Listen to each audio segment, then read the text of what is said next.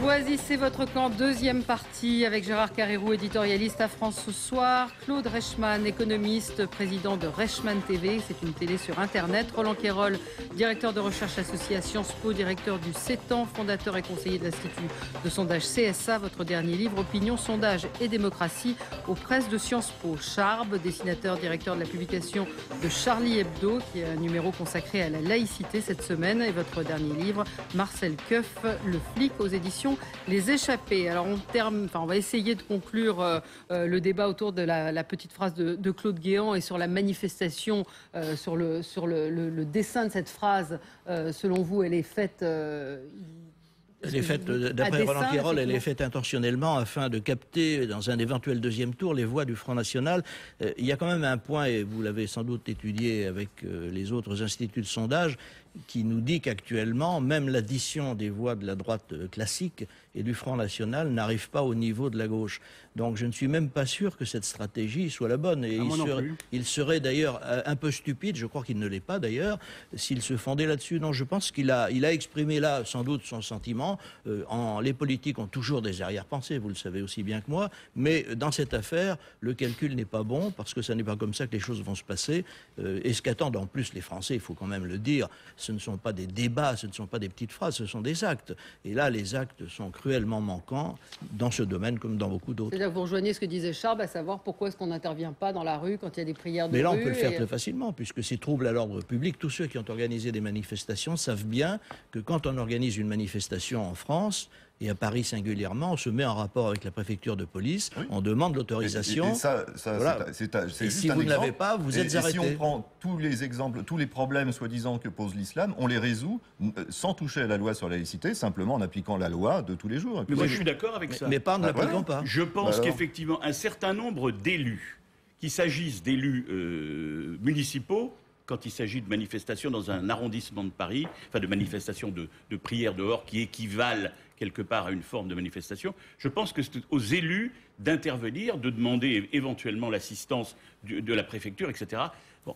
Les élus sont pétochards dans ces situations. Oui, mais à ce moment-là, je suis d'accord avec vous. Ils attendent que ça vienne du plus haut niveau de l'État, effectivement. Alors ils attendent éventuellement qu'on vote une loi. Il n'y a pas besoin de loi, vous avez parfaitement raison. Non, absolument. Mais dans aucun domaine. Et à l'hôpital, c'est la même chose. On nous parle des femmes voilées qui ne veulent pas se faire soigner par des hommes à l'hôpital. Qu'elles aillent sur le trottoir, accoucher sur le trottoir. Non, mais quand il y a un incident à l'hôpital, et il y en a de temps en temps, il faut aller chercher la police, effectivement. Il faut qu'elle accepte de se déplacer tout de suite. Et il faut effectivement qu'on intervienne. Là mais encore, je crains que les policiers qu'on irait chercher diraient « Oui, mais nous n'avons pas d'ordre pour intervenir dans ce type de problème. » Et ainsi de suite.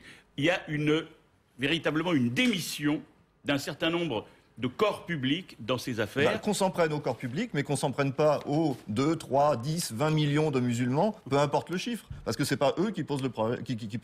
Non, comme dit c'est même pas la minorité des musulmans activistes. Les 100 000 qui ne sont pas bien intégrés. Oui. Mais par exemple, dans Libération, il y a un article dans les écoles lilloises, la crainte des mères voilées. Donc elles expriment leur inquiétude de ne plus pouvoir accompagner les sorties scolaires parce qu'elles sont voilées. Est-ce que ça vous paraît normal? Et il y a une des mères, moi ça m'a frappé, qui dit, donc Farida a une fille en 3e qui porte le foulard, elle étudie par correspondance depuis la 6e. C'est-à-dire qu'elle ne va pas à l'école parce qu'elle a un foulard et que l'école lui interdit le foulard. Moi, je crois qu'il est très important qu'on respecte dans un pays comme le nôtre les valeurs de ce pays, qui sont les valeurs de la République et de la laïcité. Je suis contre les règlements qui doivent s'adapter à chacune des communautés. On n'est pas forcé d'aller à la piscine, on n'est pas forcé d'aller à l'hôpital, on n'est pas forcé d'aller à la cantine. Si on y va, on se plie à la règle commune. Oui, et nous sommes d'accord là-dessus. Vous êtes d'accord, donc tout le monde est d'accord. Là-dessus, il n'y a pas de débat. Là, on n'est pas d'accord. Nous venons de terminer le débat sur l'intégration, l'immigration, la laïcité. Il n'y a pas de débat là-dessus. Il n'y a pas de débat. Si on est républicain, on adhère forcément à ce que tu viens de dire. Oui, mais le problème, c'est pourquoi on fait un débat. Pourquoi l'UMP se sent obligé de faire un débat alors que tout le monde est d'accord? Ça, le débat, c'est le débat de trop. Moi, je l'ai écrit il y a déjà 2 semaines. En plus, on va être d'accord là-dessus. Faisons-nous des bisous. Faisons-nous. C'est formidable. Donc tout le monde est d'accord. Choisissez votre camp. Le camp. Mais hésitons à embrasser Claude Guéant là-dessus quand même. Non, il n'y a pas question de ça. Mais qu'est-ce qu'on fait devant les pratiques déviantes, enfin déviantes ou qui dérivent, qui ne respectent pas la laïcité? S'il y a des gens dans la rue pour prier, c'est qu'ils n'ont pas de lieu de culte. autorisons la construction de lieux de culte pour tous les cultes. Je vous suivrai beaucoup moins, Monsieur Quérol, parce que... alors Non, mais attendez, autorisons, les lieux de culte ne sont pas interdits.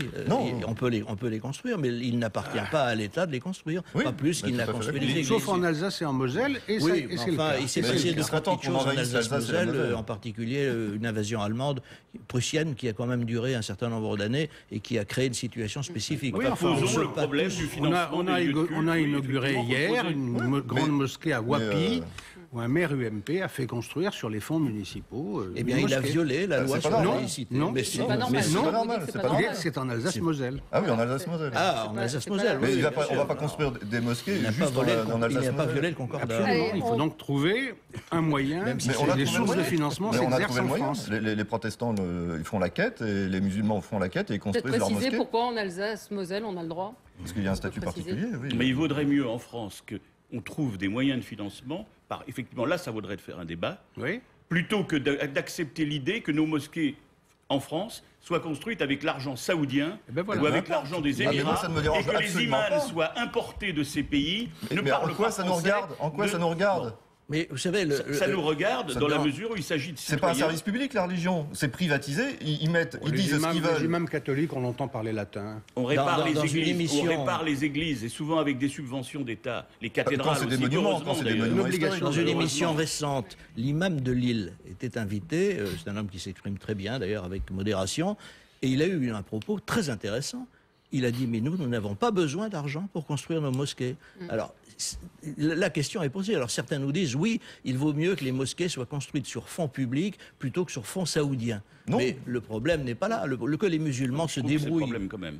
Mais c'est un problème. Mais je veux dire, l'État n'a pas à se mêler d'une querelle qui est celle, au fond, des fidèles et qui veulent prier. Quant à prier dans la rue, entre nous soit dit, vous savez très bien que les musulmans peuvent prier seuls s'ils le veulent. Ils peuvent se regrouper, bien sûr. Il suffit 5 fois par jour de se tourner vers la Mecque. Et finalement, cette prière de rue est beaucoup plus une provocation que... Oui, d'autant qu'elle est interdite en Algérie, par exemple. Mais on se pose le ministère de l'Intérieur algérien et des cultes tout rassemblement dans la rue est interdit en Algérie. Vous voulez en venir là? Non, mais ce qui est marrant, c'est que les Saoudiens auraient le droit de tout construire en France, sauf des mosquées. En France aussi, sans autorisation. Vous ne pouvez pas rassembler dans la rue. On arrête sur ce sujet.